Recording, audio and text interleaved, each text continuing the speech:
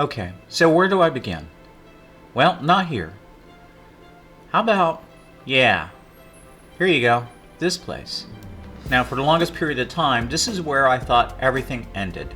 Our lives, our memories, everything. But having said that, I started to explore the concept of reincarnation. So let me go ahead and pose a question to you. What if I said that you lived many lives before, and that sometimes those prior lives impact us today? So with questions like this in my mind, I had to go ahead and find the answer. And that meant a journey to reach out to subject matter experts and to explore perhaps my own prior lives. My name is Bobbie Vasquez. Welcome to Project Past Life. Okay, so the first things first. Let's go ahead and find a past life regressionist. You know, someone who is trustworthy, someone who's experienced. And the person I could think of right off the bat is Patricia McGivern. You know, as a past life regressionist, you know, you obviously had to go through some kind of training. I mean, you just don't go ahead and say, I'm a past life regressionist. Right. What was the process for you?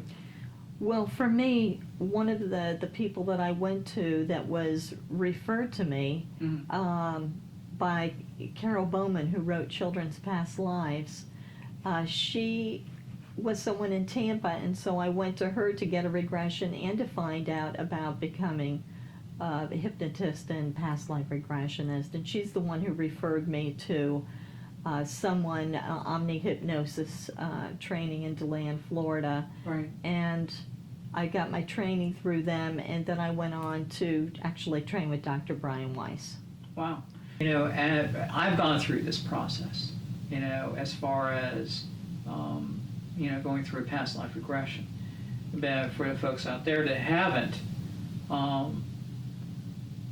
what would you expect? What is it? How can you make the distinction between what is a recalled memory, if you will, versus something that, you know, you saw in Gunsmoke, or something that, you know, is imagination? Mm-hmm. Well, I think it's very normal for a part of us to think, I must be making this up. I know I've even felt that way. Right. But when there's emotion involved, that's an indicator. When the client is referring to themselves in the first person, I'm standing in my doorway, and Right. they're in another time period, that's an indication. Is everything that comes through 100% accurate? Probably not. It's going through the human mind.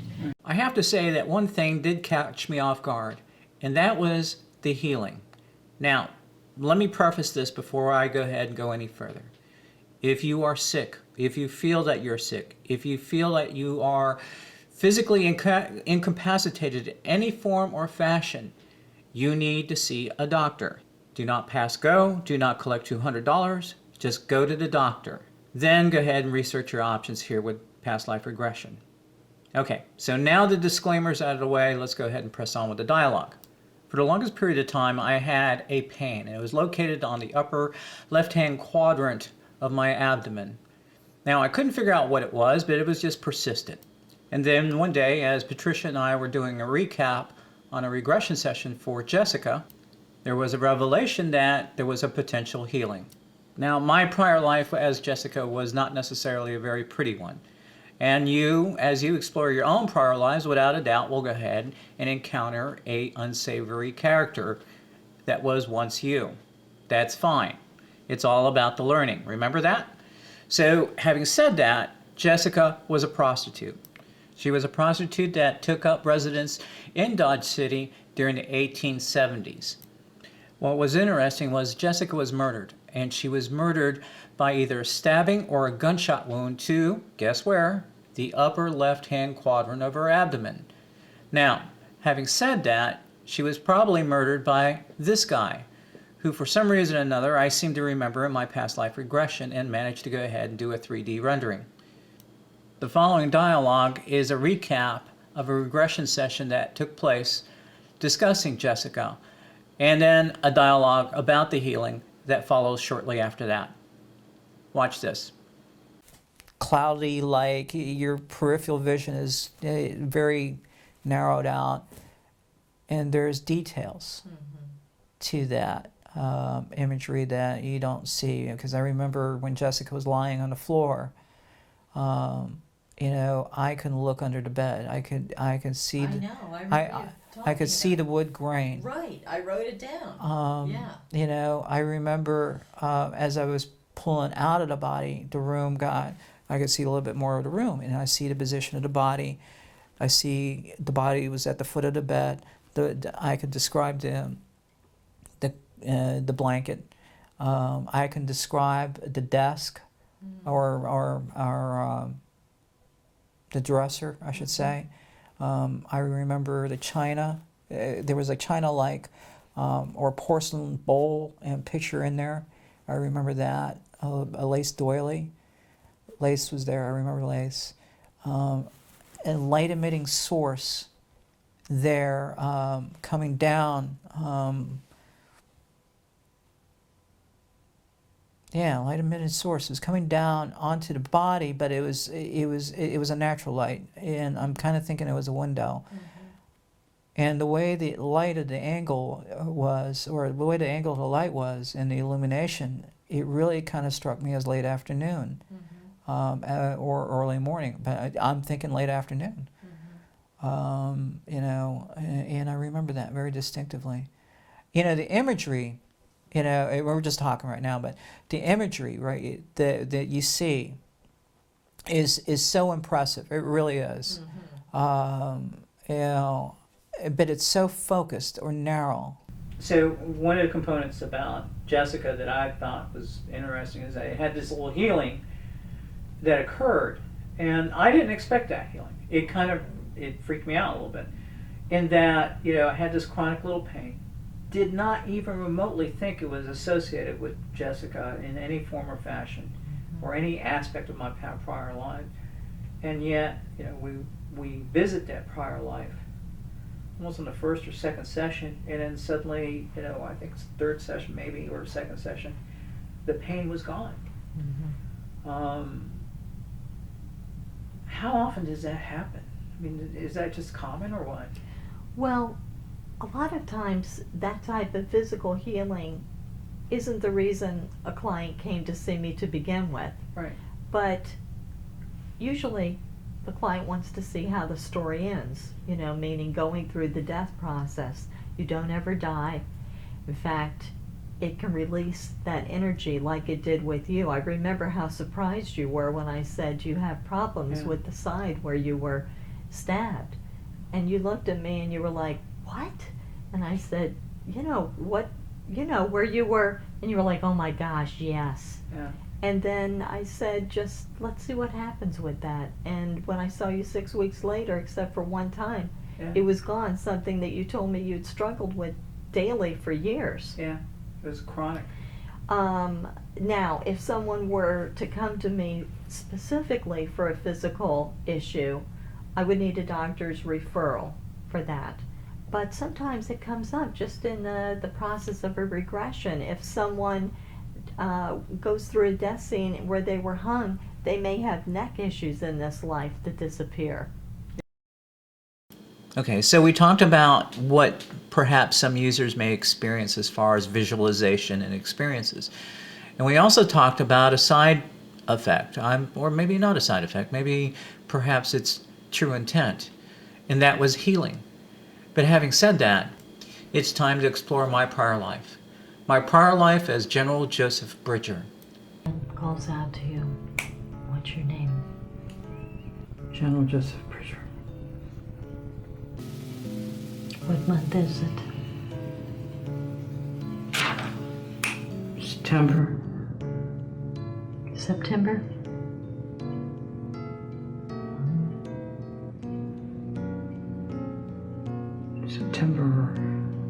September.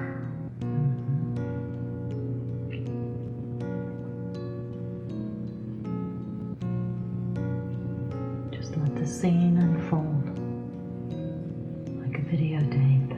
We're marching to Jamestown. You and who else? Militia.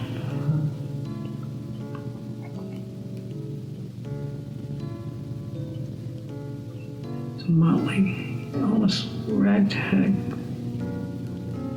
crew. How many? Approximately.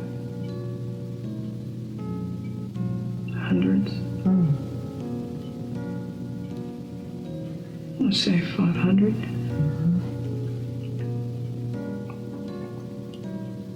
What is the purpose of going into Jamestown? Rout out the rebels. Arrest Bacon.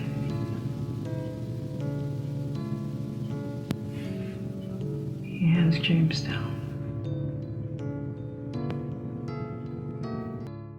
From what I can remember in the regression session, these guys were pretty much, I don't know, carpenters and tradesmen. They weren't trained military professionals. So all that stuff that you saw in the movie with ranks of redcoats and drummers and everything being organized, yeah, that wasn't the case here.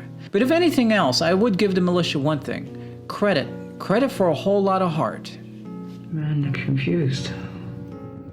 The men are confused Yes. because They put women on the walls.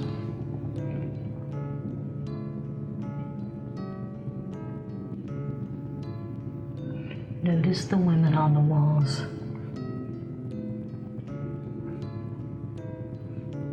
How many are there? 5, maybe 6. What are they doing on the walls? They're being forced to stand in front of the walls.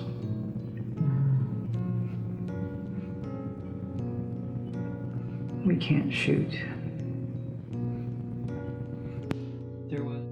Okay, you remember that part that I told you earlier, not to sit there and analyze, that you would eventually go ahead and sit down with the regressionist to talk about what you saw and the highlights? Well, this is that part for that specific session where we talk about Jamestown and the women on the walls. Disarray with the militia. Again, being on the horse.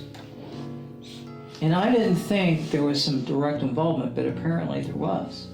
Or at least I did. That's how I perceived it to be. And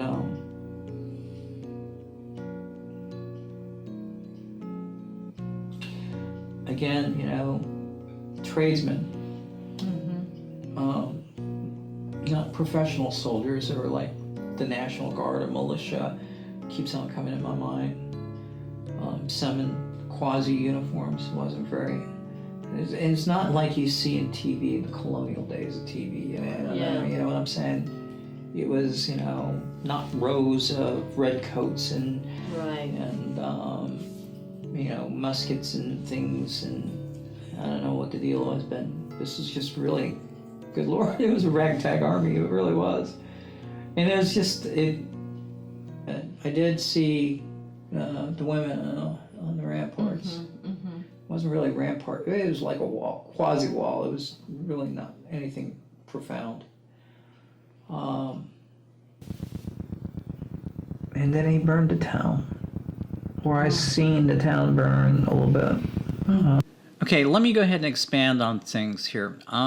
When I saw Jamestown burn, what I saw was dwellings and structures and burnt wood and cinders, and even smelt smoke, but there was no sign that said Jamestown here. It just, I saw or felt that this was Jamestown, that there was a sense of knowing. And you get a lot of that in past life regression. You just get a sense of, oh yeah, I know what this is. And I cannot explain it. I'm not going to even try. Another fascinating part about past life regression is that sometimes one prior life will have a cascading effect into another prior life. That being said, let's discuss another prior life of mine. His name is Meheta, who may have been part of the Cree or Blackfoot tribe. He lived in Montana around the 1600s and estimated to have died in 1602. Having said that, he was my prior life. He was tortured, he was killed, and to this day I feel anger and sometimes will strike out at individuals because of this sometimes temper that comes out. Having said that, there's also a sense of trying to get justice. And you'll find out that justice seems to be almost a concurrent theme in the latter part of this documentary. That was Mehta. Manta.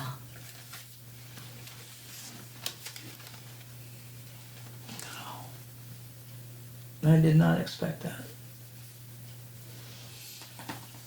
That was the Indian, the Native American.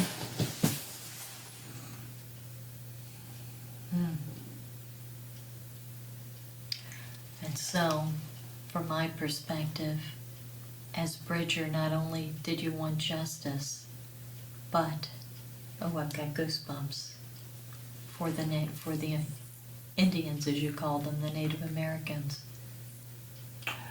I have not thought about that. I hadn't either until just now. That would explain, oh, I got goosebumps again. Yeah. Oh my gosh. Mm-hmm. There's the connection. Mm-hmm. So what's next? I wanted to know more about General Joseph Bridger. I wanted to know exactly what kind of person he was. I wanted to get more details of his history and how that history may impact me today. So, since he was dead, there's only one way to do this. Now, remember that non-scientific approach dialogue that we had. Remember that this is a documentary based on a discussion, and the workflow is just that, a discussion.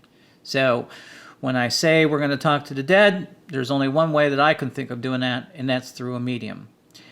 Introducing Marcella Zinner.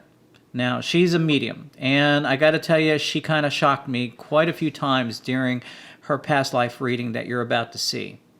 Let's tune in. So He had to take care of everything in everybody's life. He was like the family go-to for problems and situations, and he had to just take care of everything for his parents and for other people. It was, and so he was always doing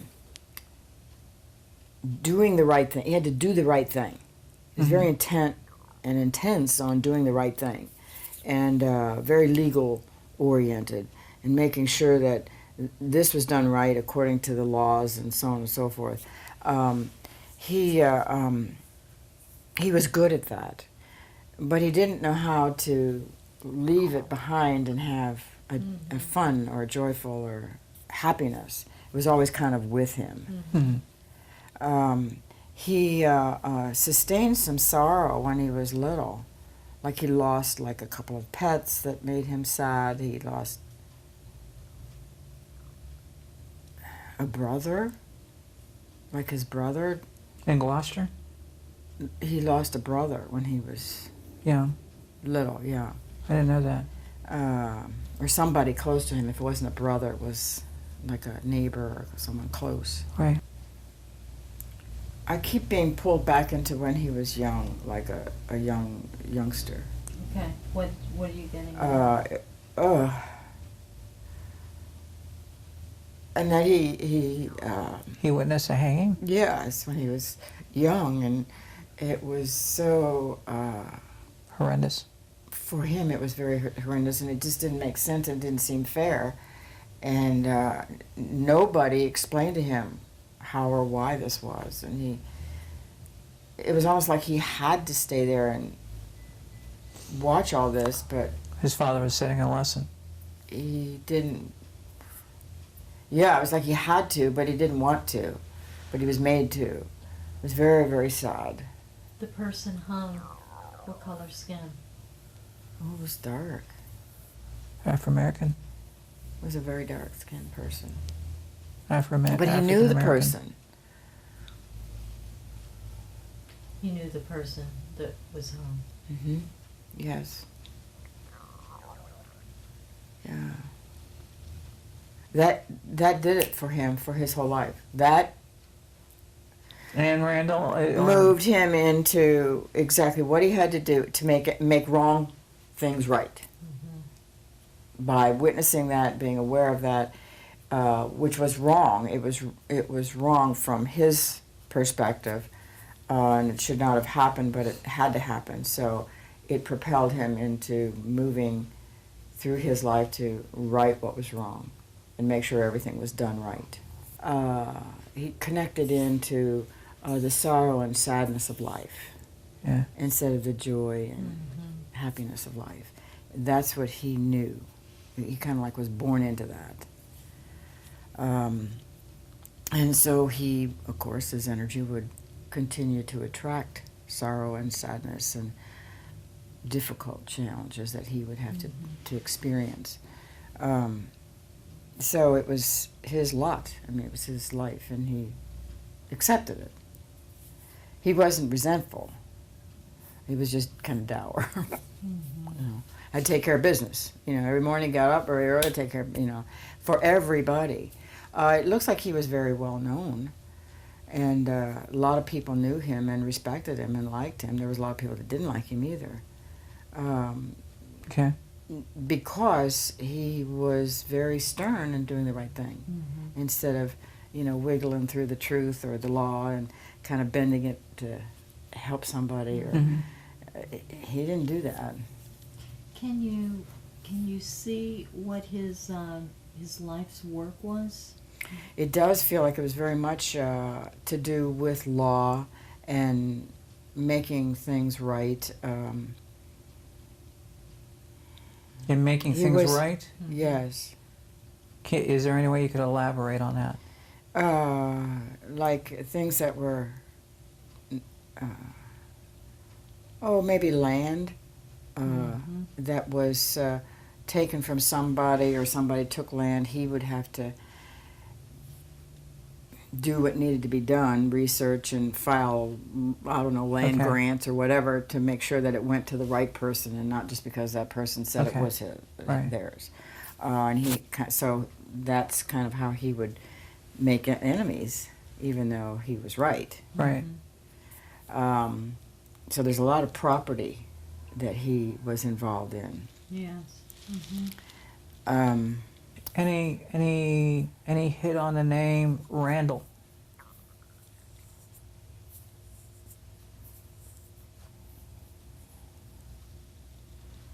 It feels like that was a connection, a very close connection, almost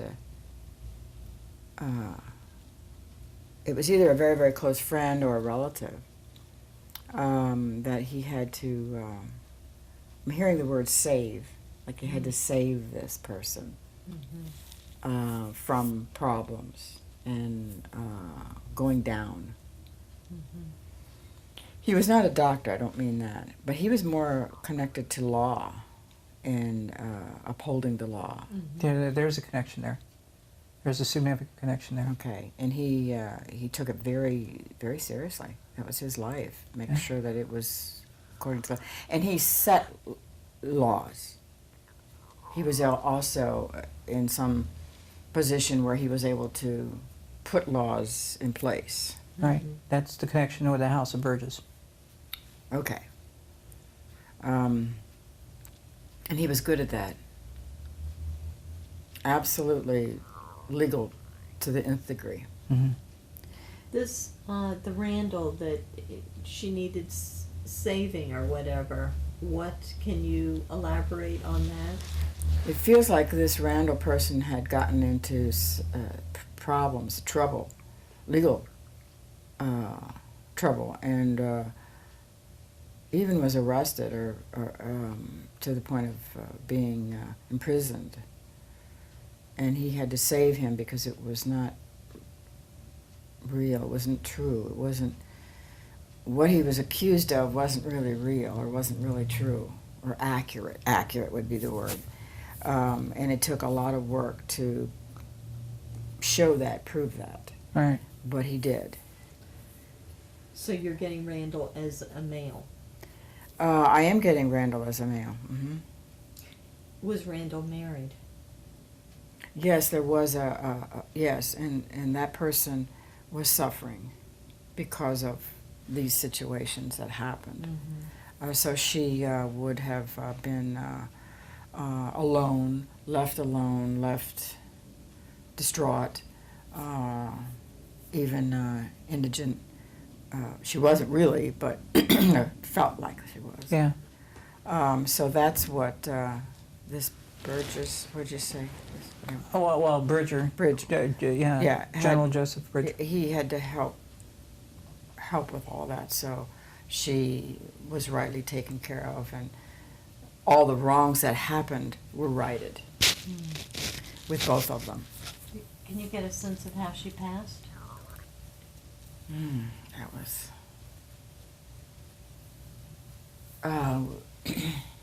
choking. And very much right in through here, like gasping and Pneumonia. could have been something, yeah, like that. Yeah, it was very hard and sad Yeah. and sorrowful. And young, she wasn't real old when she passed. How did it impact him? The loss. Oh, that was The it. general? That was it.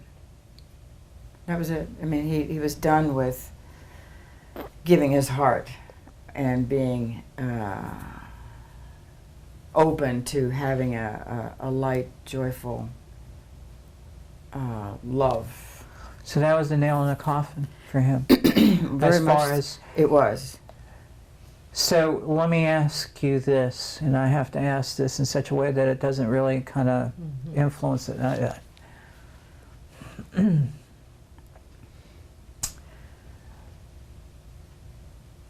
What kind of relationship did those two have? The The general and this person, Randall? this other person, Randall. Yeah.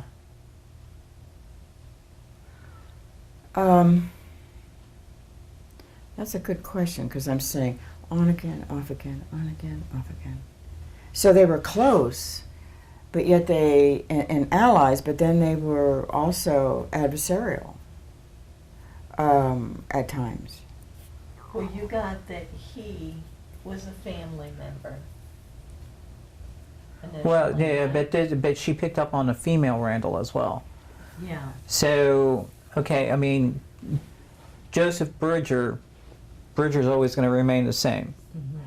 But if there was a female Bridger, I just gave, if there was a female Bridger married into a Randall family, Right, that's where I was kind of going to. yeah, That's exactly where I was going. Yeah, and there was, when the loss occurred, it impacted him in such a way. which he would have been family from her perspective. Yeah. Would explain also the off again, on again, because as you get married, you kind of, you distance yourself, and then there's that sometimes adversarial play between brothers and sisters. And if he got into trouble with the law, and Bridger was trying to help him out, and then she came. And Family takes care of its own. Exactly. Yes, he was obligated absolutely down to the very last breath that he took. He made sure that he took care of everybody in the family. Which explain. Oh, I just got goosebumps. I think this. Yeah, is we kind of made a connection there. Yeah. So, if I had to go ahead and ask a question to General Bridger, Is this Anne Randall, you said? yeah, This is Anne Randall? Would that have been a sister of his? yeah, possibility. We don't know for sure. She's a mystery woman. Yeah, because that energy came in and then it was pulled out. It came in and it was pulled out. Was she his niece? That would work. Yeah, because it was there and then not, and it was like somebody taking this person, this energy, away, even though he would like to have had it closer, and then it was pulled away again, and so it was always out of reach. This person, which if it was a niece, well, it was somebody he cared for deeply, but it was not like a mate. Right. But he was never able to have the relationship that he wanted, which was kind and loving and fatherly, actually. Okay. And so he was always, that's why he was dour. Yeah. Okay, so we have an idea of what kind of person he was. He was definitely very strong about his family, supported his family for the most part. And we also saw a connection with Anne Randall. But I wanted to really understand the Jamestown connection and the women on the walls. How did that play out? So here's her past life interpretation of the Jamestown Rebellion and how Joseph Bridger played into this, which, quite frankly, I thought was pretty cool. So check this out. Are you seeing this picture in your mind, Yes. Ty? So notice the militia, how they're dressed, if you would. Some in quasi uniforms wasn't very. It's not like you see in TV, the colonial days of TV. Well, when I first saw them, they were somewhat shabbily dressed and not necessarily in uniform. Right. They were just Yes. shabbily dressed men. Yeah. Kind of move time forward, like even half an hour when you see a vision. Uh-huh. Disarray with the militia. Okay. It didn't go really well. There was men that were killed unnecessarily. Are you able to see the scene above the men, even like? He was like writing, trying to control and direct it, and it was chaotic. They were trying to listen to him and so on, but it was very, very chaotic. It was noisy, and there was smoke. Confused. Smoke. Musket smoke, fires. Yeah. Fires. Fires.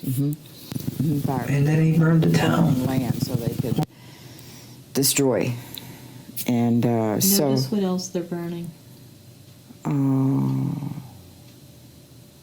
well, there was some dwellings, and the horses were owned. And Some of the things that we picked up on, or I picked up on during my regression, was exactly what you mentioned about the attire, that they were just kind of like a ragtag group. They weren't really, you know how you see rows and columns of British soldiers and stuff. This was not even close to that.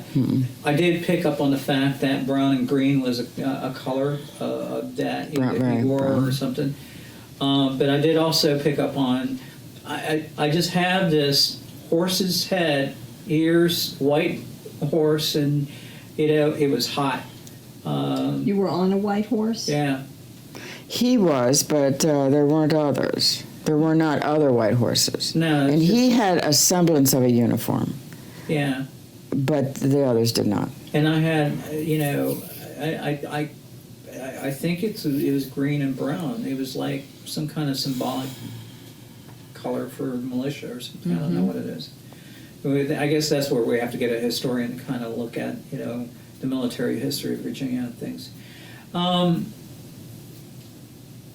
There was a battle of some kind, but it wasn't. Okay. It didn't go well the first time. In fact, there was some confusion. I think I mentioned that on one of the regression. They were confused. They couldn't hear me. They didn't know what to do. And then we came to another element of that battle. That's when it went like this, and that's when he took his men and went like this, up, around. Here's Jamestown. Here was the battle, and he took his men and went like this. What about the women? Where were the women at? They weren't there. This was fields and houses. Well, there were women, yeah, they were, but they were. So Some of you're them were saying- captive.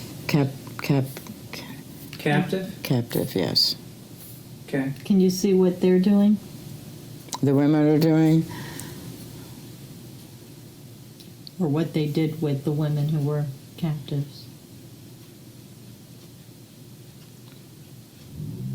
He's just saying they kept them. They kept them. That's a partial hit right there, because hostages. But it keeps being pulled. They took them inland a bit. They did. Did they? Mm-hmm. Yeah, they I didn't was keep waiting him for in her to say Jamestown. one other thing, but They didn't keep him in Jamestown. They went. yeah. Want me to do that now? Now, but just kind of keep that in the back of your mind. So as we go through the evidence and stuff like Well, that. I don't keep things in the back of my mind. Oh, okay. Yeah. All right. Well, I mean, if you could do that now, that's fine. You know. Yes, there is definitely a message, and there's a reason that he has shown up in this situation and in this arena. It's Good, because he's driving me nuts. because he had such an intense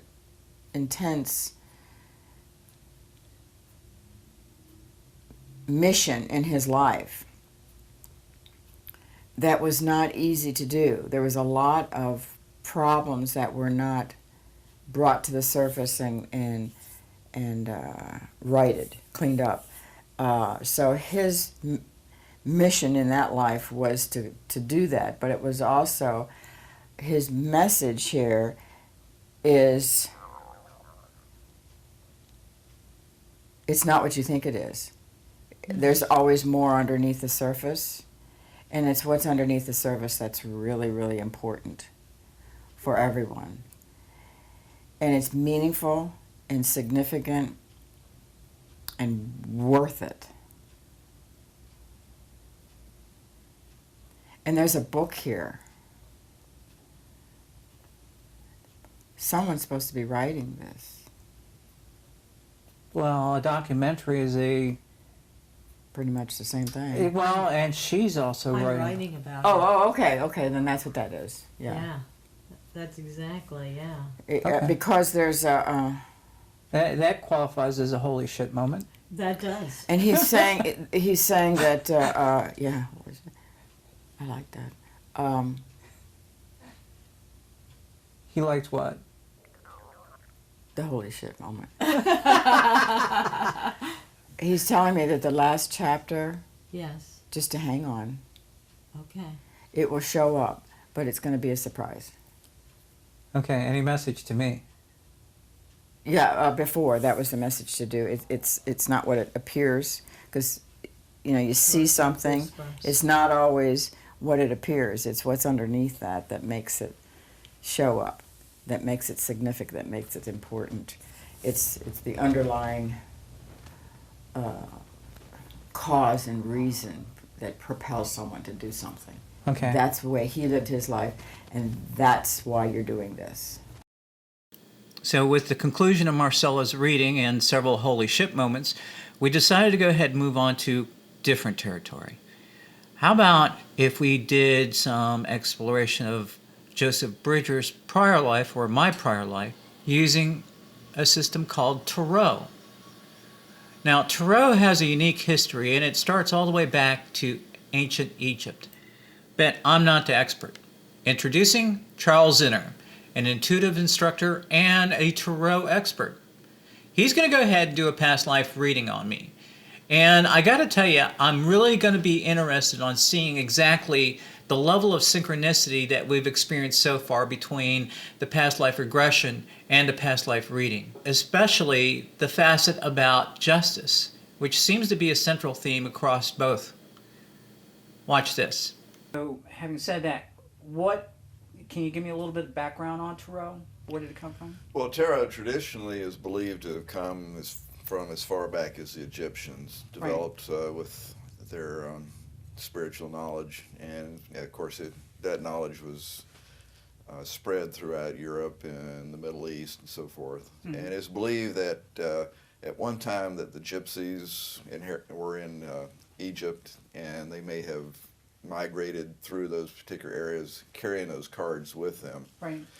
So the cards that we usually deal with are probably more developed from the last century. They were kind of refined into the Western occult tradition. And then, how accurate can Tarot be? I mean, to me, I come from a world of IT, so right away, the logical side of me is going, I don't know about this. But then, there's another part of me saying, this is rather interesting, but, with all that in play, how accurate can these tarot cards actually be, especially in past life stuff? Well, in Tarot, I come from pretty much a right brain or left brain logical linear context as well, Yeah. and my belief is that you start in the left brain and you shift into the right brain. Right. So using those symbols, their meanings, then it translates into the right brain creative spiritual side. So it can be quite accurate if the right questions are asked. You know, if you're specifically asking about maybe one particular past life, then you can pretty much come up with a lot of the synchronicities which lead credence to the evidence that it presents. So if I had a past life, let's say, and we're talking about Joseph Bridger, one of my past lives. So if I was to want to drill down to a certain facet of that past life about Joseph Bridger, in other words, his involvement in politics or his family relationships, could I get down to that granular level, or is it something that more of a high level? Well, in Tarot, basically the intent comes from both the person that asks and the person that is transmitting the information. But it's primarily, it would be the intent. As to how accurate it is would probably depend on the particular reader. Right. But Tarot can give a lot of astounding credence to and evidence to the questions. What do you need me to do? If you'd like to shuffle it 3 times and shuffle it as best you can, and then break it into 3. Another good shuffler. That's okay. I don't play poker. Yeah, well, you know, you can just take them and just move them back and forth, and Okay. you know, they're pretty well shuffled anyway as they are. Yeah, they're worn. Okay. They're nice. So why? Yeah, okay. Obviously, I'm shuffling. Why me instead of you? Basically, it kind of gives you time to form your intentions and your thoughts and So your while I'm specific question. shuffling, I could start thinking about. Sure. Okay. So. Yeah.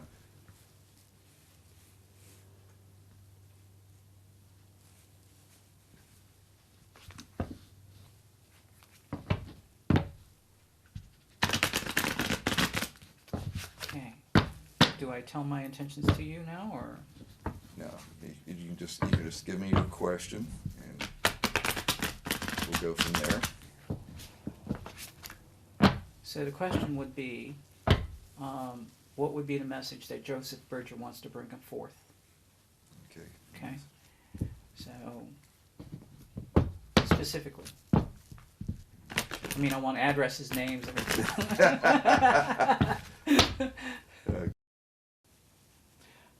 Okay, so here's my spread. Okay, so kind of walk me through it. Okay. The first card is the initial circumstances that this person was born into. Okay. It's the first card is the Magician. It's number 1. The number 1 card in the Magician shows that it's an individual who was born, that was standing between the 2 worlds, had the ability to channel a lot of energy through from the non-physical and bring things into manifestation. So he was born with those abilities, or latent abilities. So he was a person that could make things happen, basically. Exactly, yeah. And that kind of describes Joseph Bridger. Joseph Bridger was a person that, he was a go-getter, so to speak. He made things happen. Sometimes maybe not as nice as he would like it to be, but, given the time and the circumstances of that time frame, it kind of makes sense. Okay, so the next one is? The next one is birth in early life. And it indicates we have the King of Pentacles. The King of Pentacles is a masculine energy and normally noted as being on the older side. So he may have had, my guess is, someone around him that was very money oriented, or could bring material things into being. That's the king. They are this kind of the fount of all knowledge and wisdom, very calming influence, and also it shows that not only the pentacle sometimes indicates money, but it's usually more on the material abundance. It can be things like homes, things that make us nice and comfortable here on the earth plane. Yeah, he was well established. He had a lot of monetary access. He had a lot of political power and influence as well. So that's interesting. That's dead on. It was pretty impressive so far. Okay, so the next one. The next one is justice. Justice usually indicates, obviously, it can indicate legal matters, Things having to do with having to, to settle things in a just manner. In other words, because it's got the scales there in the left hand, and in the right hand, the sword is up. The sword indicates that there's a lot of things up in the air still. But on the left hand, the feminine side and the intuitive side, it shows that things are being worked towards being balanced. A very, very solid center here that they're sitting on. You're freaking me out. You really are, because here's the funny thing is he was heavily involved in Virginia legislature at the time. And this is before we're talking like the 1600s. Okay. So I mean this is really outstanding. It's been dead on, and he's been part of some of the legislature that involved slavery and things like that, but also substantially to contribute to Virginia society and government at that time. So he was a member of the House of Burgesses. So and involved in a lot of legal aspects to that. So that's oh my God, that's dead on, I should say. So justice card. I'm impressed about this whole effort was the level of synchronicity that occurred across the Past Life Regression session, across the Past Life reading through Marcella, and then finally the synchronicity that occurred with Charles's reading on the tarot cards. When it comes down to this, I do know one thing, that we have prior lives, and that for some reason or another we come down here to learn specific lessons. Now, if you were to ask me what was the end result, or to what end are we supposed to learn these lessons, I really couldn't tell you. I'm kind of learning those lessons as we go along here too. Who knows, maybe this documentary is even part of those lessons. But I will tell you one thing, there's something to this. I don't have the scientific proof to go ahead and proclaim anything of final evidence, and quite frankly, this whole experiment has been rather unstructured. But nonetheless, there's something to this. I know what I felt. I know what I experienced. I know what I saw. I know that some of the evidence that was supported through the tarot reading and Marcella's past life reading was amazing in itself. Regardless, I still have questions. Probably more questions than most of you out there. And that's why we're going to make every attempt to go ahead and bring Project Past Life as a web series to discuss those holy shit moments, to understand the stories and the messages behind those stories of people's prior lives. I don't know how often I can go ahead and bring these web series out, but I will do everything I can to go ahead and make it somewhat regular. Until then, try to remember one thing, that humanity as a whole is a work in progress. But as individual souls, wonderful souls, beautiful souls, you're perfect in every way. My name is Bobbie Vasquez. Thank you for watching Project Past Life. And all the lines and spaces on the page fall into place.